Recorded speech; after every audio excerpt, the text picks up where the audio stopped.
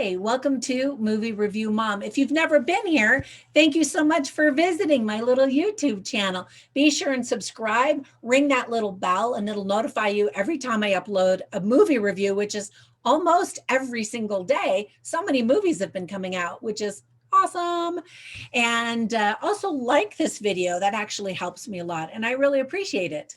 Today, the movie I'm reviewing is Rebecca. This movie is currently playing on Netflix. It's rated PG-13. It's 2 hours and 1 minute long. And the movie review mom grade I'm going to give it is a C. And I'll explain why. First, in a nutshell, the movie had me at Lily James. I just adore her. I first fell in love with her when I saw her in the Disney live action remake of Cinderella back in 2015. I've seen that movie an embarrassing large number of times, and I just think she's so lovely in it. But I actually have liked her in every movie that she's done. Toss in Armie Hammer and Kristen Scott Thomas, and I figured the movie would be mesmerizing. The movie was based on the 1938 book by English author Dame Daphne du Maurier. Then it was adapted into a 1940 Alfred Hitchcock movie, which actually won an Academy Award for Best Picture and Best Cinematography and 9 other awards. Now, I have not seen the original version, and if you want to, you can actually click on the link I have down below, and it'll take you to the full feature film on YouTube for free. I've heard the first one is amazing, and I'm sure it is, and so I can't compare. However, it does kind of make me want to watch it because I feel like, from what a lot of critics have said, the first one was an artistic masterpiece, and this one, not so much. In other words, this new version, directed by Ben Wheatley, had very big shoes to fill indeed. It's a melodrama that blends mystery, romance with a little creepy touch. Believe it or not, I've heard that the novel was actually turned into a famous European musical.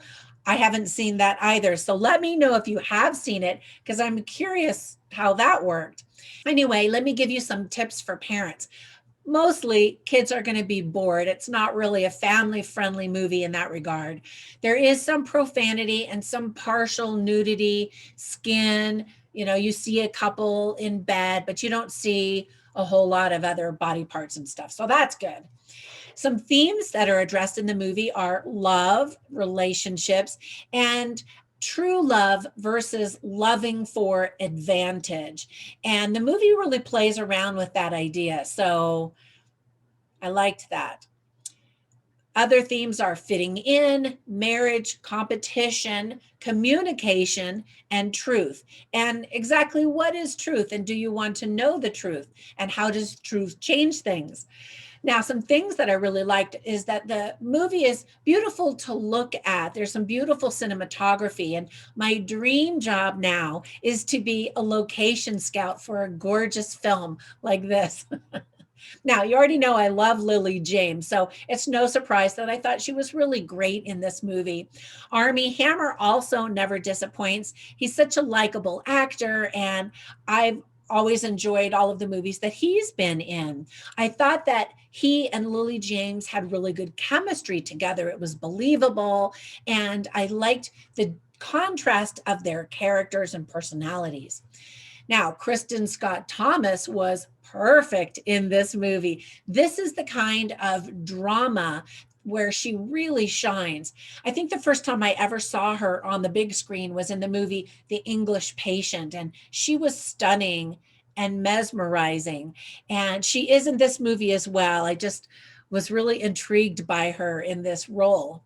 Now, Manderley is the name of the English mansion that will kind of remind you of Downton Abbey in England, which is appropriate since Lily James was actually a star in the show Downton Abbey. The color palettes in the movie change and speak to the contrasting parts of the story. Act 1 is fresh and bright with happy, stylish colors, and then Acts 2 and 3 are muted and dark once the mystery and the creepy vibes take hold of the story. I really like the theme of truth, as I mentioned, and how the audience's perspective changes when more information about certain characters is revealed. The very last image of the movie was intriguing and somewhat alarming, making me wonder about the many layers of the story and if I had interpreted things correctly or not. So I liked that because it was up for interpretation. The tension increases after Act One, forcing you to keep watching the movie to find out what's going on. And that's a really good thing. Now, there were some things that I didn't like. First of all, Lily James's character shifts dramatically throughout the entire movie. There is character growth, which is important, and I always look for that. But that also accounts for some of the shifts. For example, she's completely devoted to her new husband. However, in Act Three, she seems to be more driven by the desire to beat the ghostly presence of Rebecca than to actually help her husband. The trailer promised a mystery and something really spooky, hinting at an evil ghost. And it was creepy, and I kept wondering what was going to happen. The actual reveal and resolution were both kind of disappointing. Mrs. Danvers, played by Kristen Scott Thomas, has a background that is kept a mystery, I'm told, in the Alfred Hitchcock movie.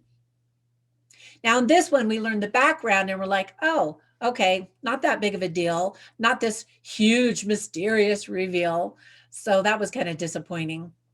And then I'm also told that Mrs. Danvers has this huge moment in the original movie, the Alfred Hitchcock movie, but in this movie, it's not there.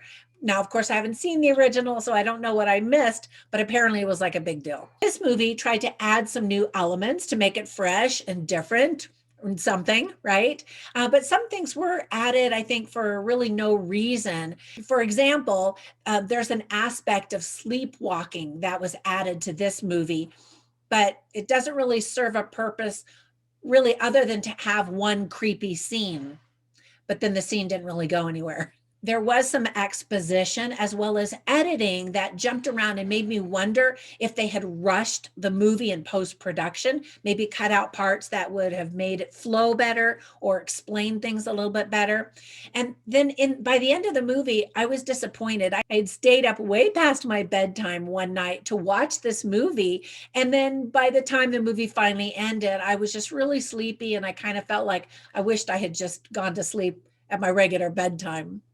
So that's not good. Now, I do have a recommendation for you. If you like this movie or this kind of story, you might enjoy the movie Crimson Peak, where there's some creepy stuff going on as well. Click on the links below. And if you rent or purchase this movie or the Alfred Hitchcock movie, then that benefits my channel. And I really appreciate that. All right, I hope that you enjoy this movie if you watch it. And I will catch you in the next one. Until then, bye for now.